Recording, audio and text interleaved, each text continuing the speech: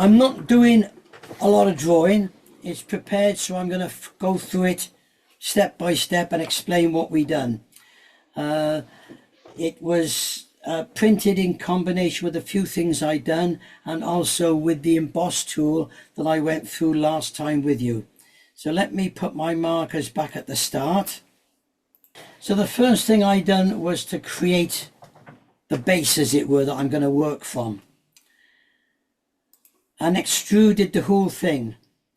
I've got a habit of, when I'm doing sketch work, in one sense, that if I've got something that I'm going to put lots of things on, I will extrude the base, and I extrude the base downwards so that everything else, the sketch, is still there to extrude other stuff upwards.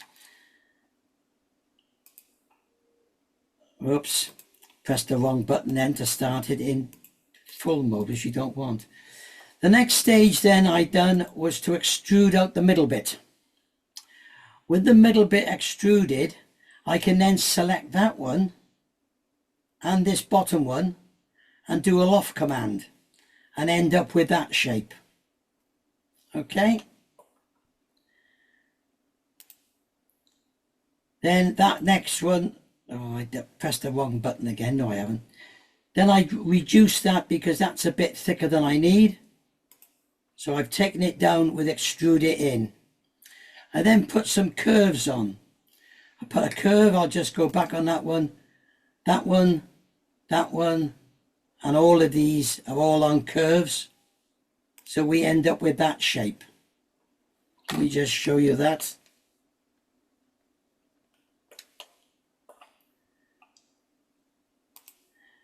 Next thing I do, I add a construction plane, which is offset. And then I add another sketch on that construction plane. This is above the body, or above the roof, if you like. Now you'll see on there, I've got a number of items on there. I've got these ends, which will end up being the display boxes. I've got wall thicknesses, and these are the window bars, if you like. So let's go through how we do that. So first of all, I'll extrude down the main box. Then I extrude down the middle bit. So if you like, I'm highlighting these bits here and extruding them down. So I've got my window struts in place. Then I reduce the window struts to the height that I want them. That's an error one. Whoops. I must look at the screen when I'm pressing the buttons. It might help. Then I bring the top down, the entire top brought down, which it becomes the roof. Wrong way, sorry about that. And then, having brought it down, I then extrude it down to the thickness that I want. So then we end up, let me get rid of this side panel a minute. So then we end up with our basic format. Then there's another sketch gone in. And then that other sketch that you just seen then, which I'll switch on, is at this end, which is the curve there. And then extrude that along, which then gives me the shape of the roof. Okay, forget this is offside. I move it over later on. It's just the way it ended up when I was drawing it. Then I put curves on all these corners where we want them. There's a lot of curves going on there. And then we extrude out the middle piece. Again, we use this inner one here by highlighting that one, dragging it down in cut mode to cut out the inside. And then that next one here is, let me just scroll in a bit. We're adding now the glazing recesses, as it were, there. Whoops, done it again. and there's a few of those. Then we've added another sketch for construction for these bits on the end. Extrude them down and then extrude them down again, so we've got the height that we want. Wrong way, sorry. And then we've got the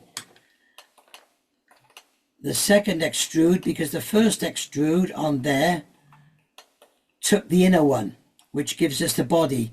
Then we extruded the outer one to give us the top. Then we put a sketch on the end, which is, let me switch them on, which is there. We've added a sketch there, as we did on the main roof, to create the curve across. Extrude it out, that gives us that piece. Just while I catch up again. It only goes at a certain speed, this does. Right.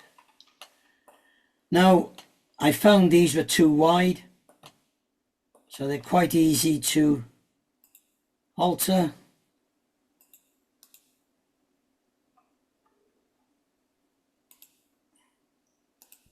And extrude the one side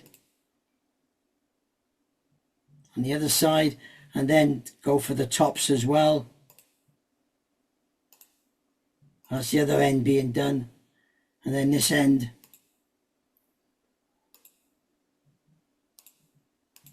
And that gives us our finished roof. Before I look at the tram part, we'll open up for any questions on this bit. Any questions? Right, yes. Senior moment, I think, but I saw how you did the fillet to do on a one dimension, but how do you round the corners on the top of the tram? Here you mean? So or on the top? No, on the lower portion. There. At the end. Oh, you mean this whole end piece? Well, more the corners where you manage, you're bending it in, curving it in two planes, aren't you? Well, that was done automatically by the system. Look, let me go back, and if I read you right. So what we've got is that we extrude out there, then we extrude out to get to that one. Then I done a loft conversion, and then basically all I did then was to highlight everything. So if I again hold the shift key down, hold that one, that one, that one, that one, and that one, and put a fillet on,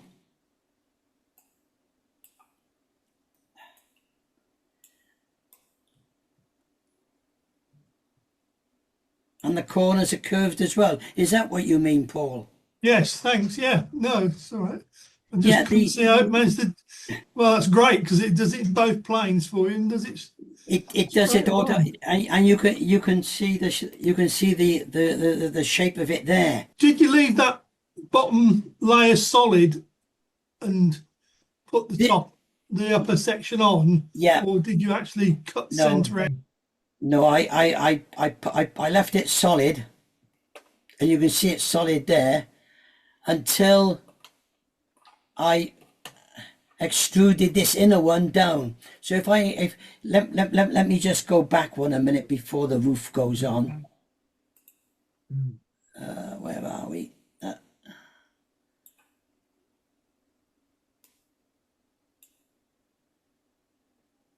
Oh, let me do it with the roof on then, because that will make more sense. So because I've got this sketch up here in one, I like doing single sketches because I got it all under control. I highlight that one, I do an extrude.